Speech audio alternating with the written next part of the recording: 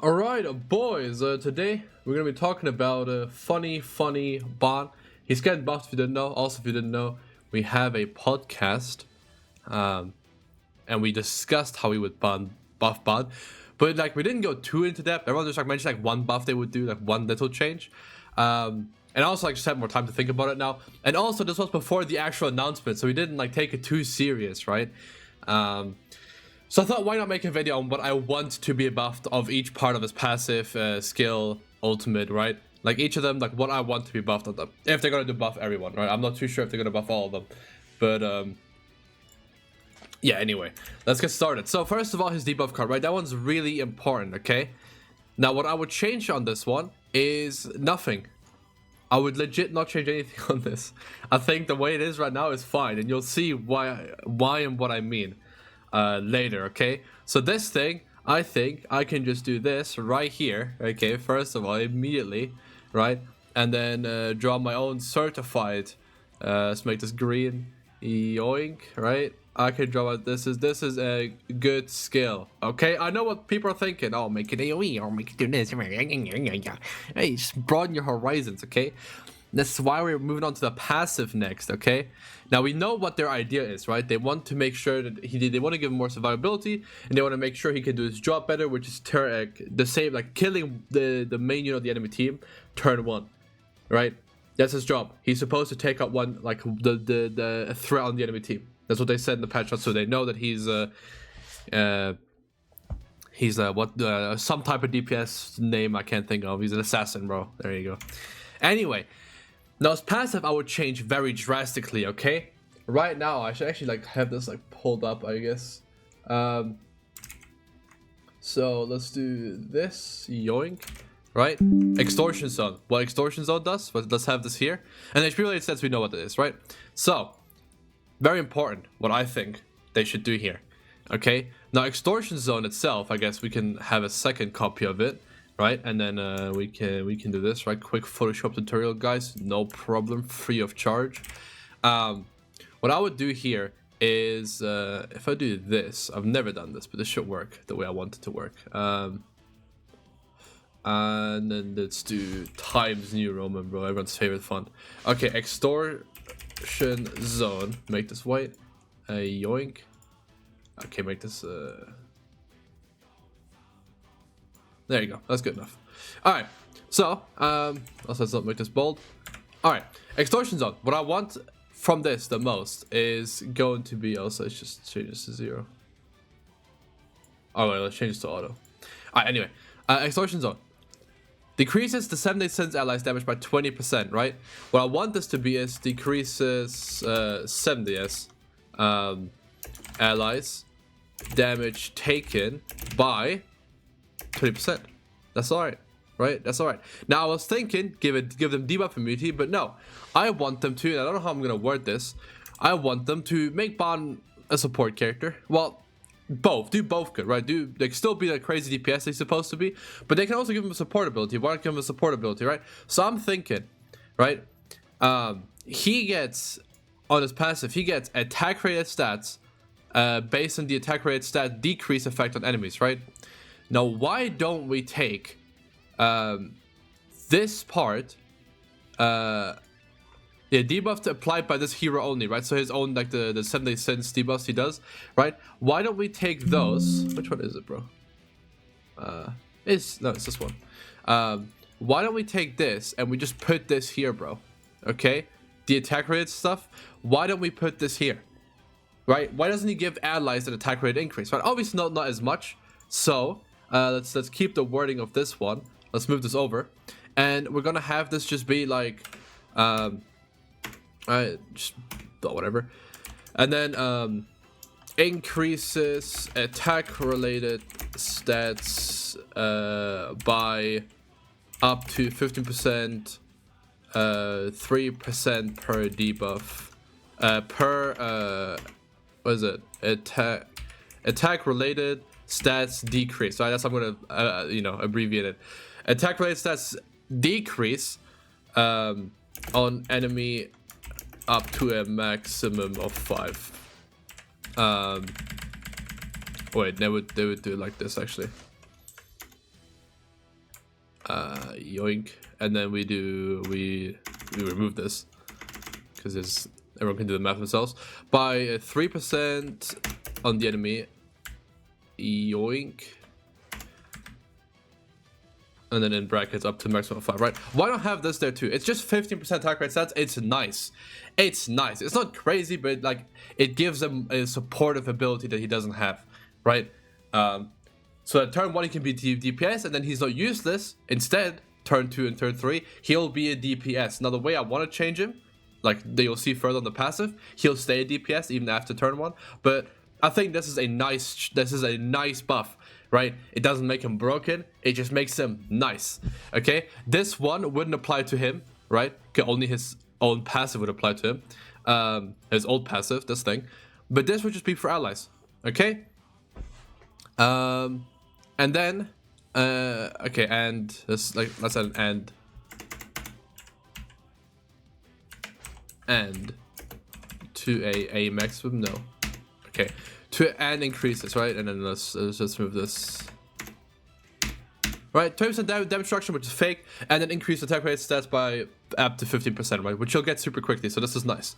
And that works really well with like Green Zelda's backline too, because you can get even more. It's nice. I don't think it makes sense broken. I just think it's like just a little bit of stuff the team needs. Right, that's how it changes Exhaustion Stone, right? And then obviously the rest of the stuff still applies whenever an affected ally. So I can just like yoink this from this. Right, and then we can just do this. I don't have to change it. I think this is fine. Actually, no. We'll change it slightly. Okay. We'll do this. Okay. Yoink, and then make it 4%. All right. So it's 20% in total instead of 10%, which I think is fine. Mel is immune to them. Melee cleanses them anyway. Chandler cleanses them anyway. Who cares? Make it 5%. Okay, let's make it 4%. I think 4% like matters enough to the point where you'll actually sort of feel it. Especially if you have Green Zelda's backline and he does another 10%, you'll have 30%. I think that's fine. This is like Esterosa commandment fully like built up, but again, like nowadays units they just don't care. Like they just don't care, right? So I think that's fine. Okay, just because like this works in PvE, let's do 3%. Okay, 3%. And then up to 5 times, that's fine too. 2 turns I think is great too. Like that's actually really nice I gave him that. But yeah, I think this is how we should change it in total. Let's just move these 2 up.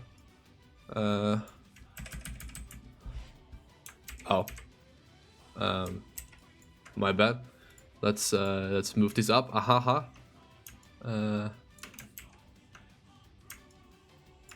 Hello. Alright, there we go. Let's just do it like this, bro. Who cares? Great. There you go. Now we have his new extortion zone is slightly improved. He just gives attack rate stats, not 2, right? And it's 4% of turns instead of 2%, right? And then for his passive, there's only one change I want to make, and that is in addition this stuff, right? So when we look at this stuff, this one is passive, this is passive. There you go. When we look at this thing, right? What I would do is we change this, right? So we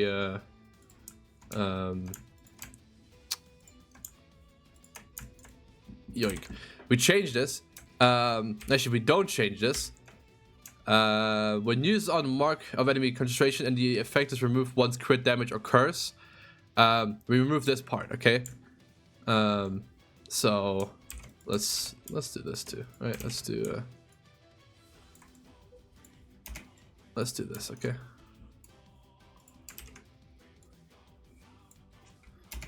And then we remove this part. This is very bootleg, I know, but right. Well, mark of concentration and the effect is removed once crit damage occurs. Let's remove this, okay? Because most likely the idea is that you kill when someone with that mark anyway, so the mark can just stay, right? And the mark now, and the mark, if why is it gray again? Cringe. If marked enemy dies, mark of concentration is spreads to random enemy. That's what it should do. So you kill someone that's marked, and then that mark spreads to a random enemy, right?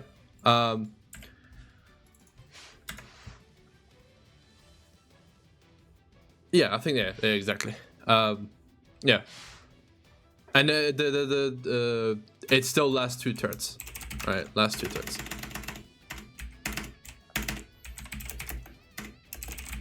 Boom.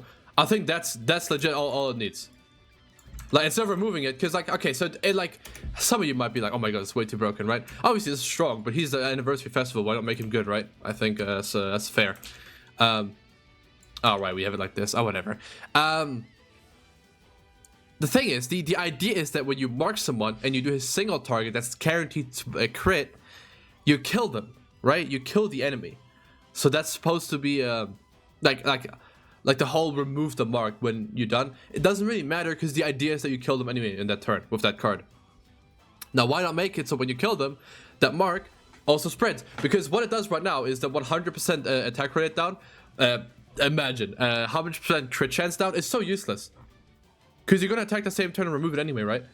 The whole point of it is to kill, not to like lower the crit chance. It's like you'd never use it for that. You don't get to use it for that even. I don't know why this is dark. What the hell? What the hell?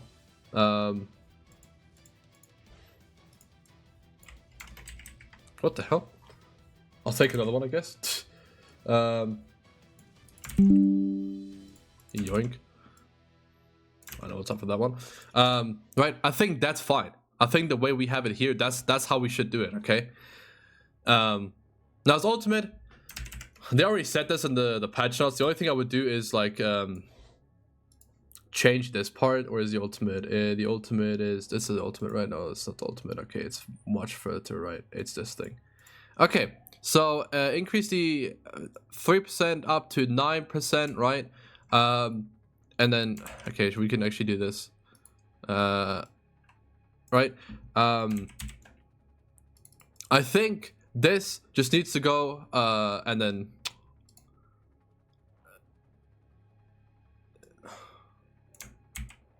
Okay, sorry. We do this.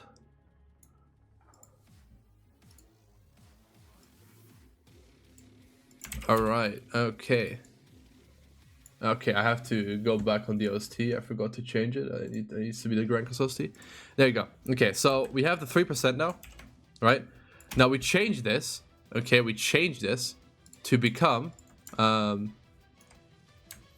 yoink. What the hell? Oh, 2. That's this one. Okay. Right, we change this to 5% per debuff. And then I don't do the math on the max. Actually, no, it can be 4%.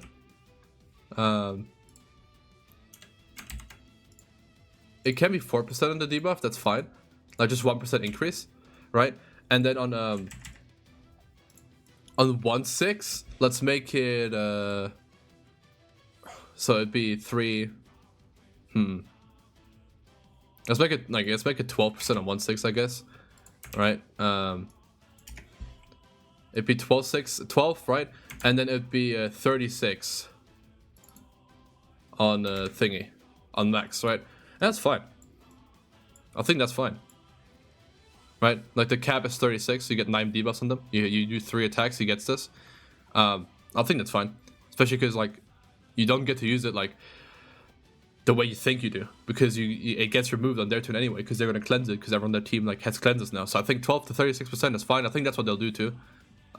They might go crazy and do like 15 to like 40%. I don't think so though. And then snipe, I don't think I'd change necessarily. I think like maybe change it, make this like 160, 270, 480 or something. I don't know. Like change the like increase the multiplier slightly, but that's really it, right? So like I'll give it my personal green arrow, right? Like increase this, right? No, because that doesn't really matter. Make it so the snipe effect, it's I'm just gonna write this. Plus 25. It's 25% right now, right? It's 25% up to 7 times, right?